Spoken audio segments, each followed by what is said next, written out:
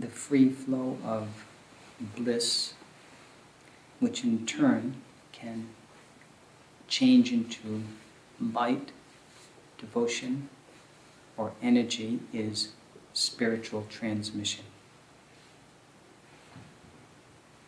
I'm using the word bliss here in a very general, universal sense, referring to that unspeakable quality that contains all three, that contains all spiritual paths, the energy that they use and the goal which they try to attain. So from the outset, everything is being provided in this raw material, the bliss that's native to being.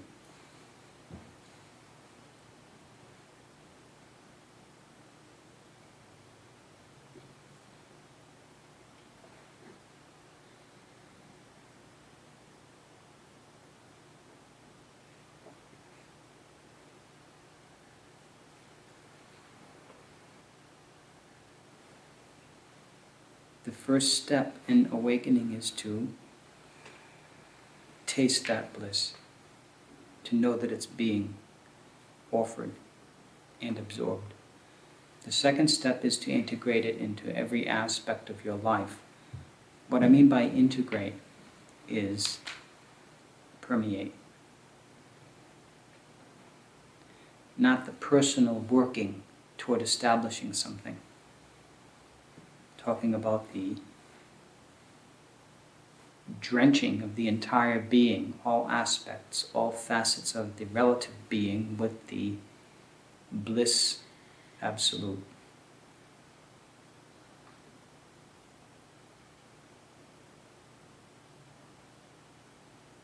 In that journey, you will pass through all states of awakening, with many insights and breakthroughs along the way.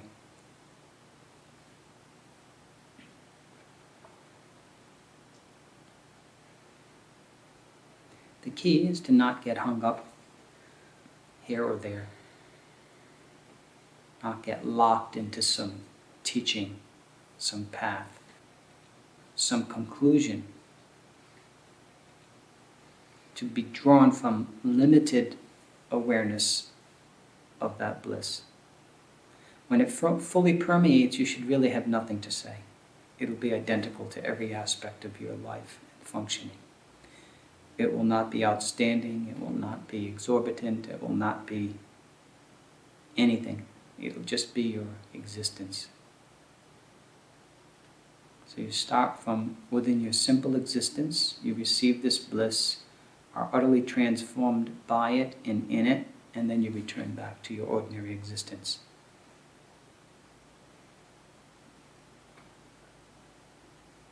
In that final arrival, you will have understood everything about human existence that there is to understand in terms of realization. It doesn't mean you'll be able to tell the path of future events, the unfolding of future events, or anything like that. It just means that you are aware of the movement of human existence in terms of why it takes place metaphysically.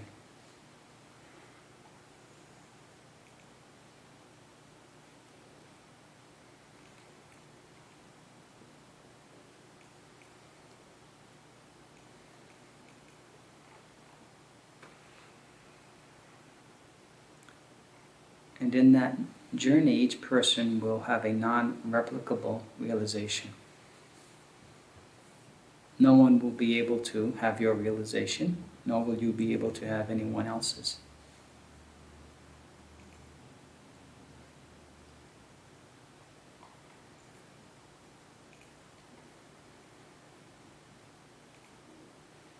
And no two realizations are the same. Just as no two petals on a flower are the same.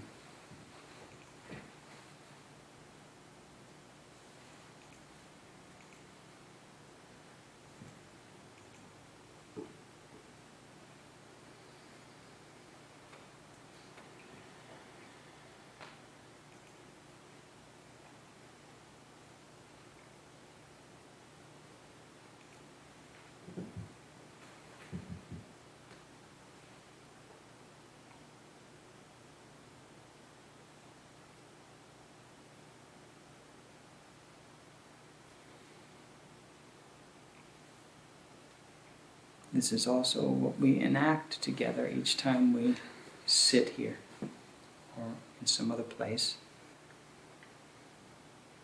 We begin simply as we are transformed into something radically expansive, and then returned back to what we are.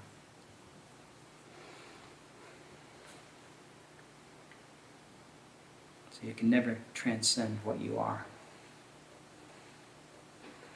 You can only be what you are, both in universal or impersonal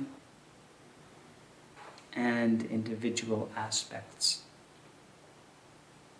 The whole is both universal and individual.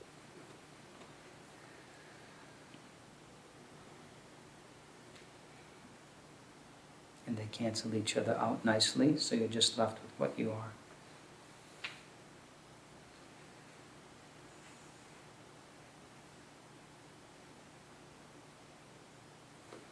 It sounds easy, but to actually do this is quite an ordeal.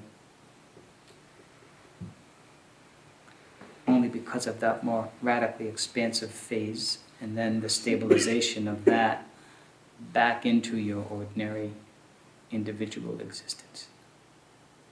Individuality always returns, as long as you're in a body-mind. Individuality, separate existence, the feeling of it, the vision of it will always return. That's just a fact. As long as you see a world out there, you are inhabiting an individual space. So there's really no room for disagreement on this topic. Unless you just don't want to define individuality, you just don't want to talk about it. But that's a whole other strategy, one that's called denial. So as long as you come back into human form after your realization, after your samadhi, you are re-entering constricted existence. Not that it has to feel constricted. When I use the word constricted, I don't mean to have emotional overtones understood or implied. What I mean is that the very fact of a separate observer that sees an apparently separate world, and I don't know anyone in a human body mind who doesn't see a separate world, even the most highly realized being, implicates himself or herself as an individual.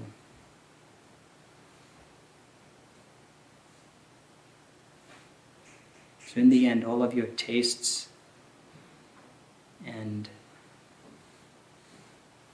preferences all have to come under the sway of being absorbed within the ultimate universal consciousness, and then expressed in that same way.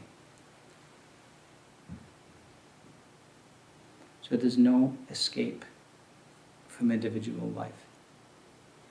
There's no escape from birth and death. There's only becoming realized in the midst of it.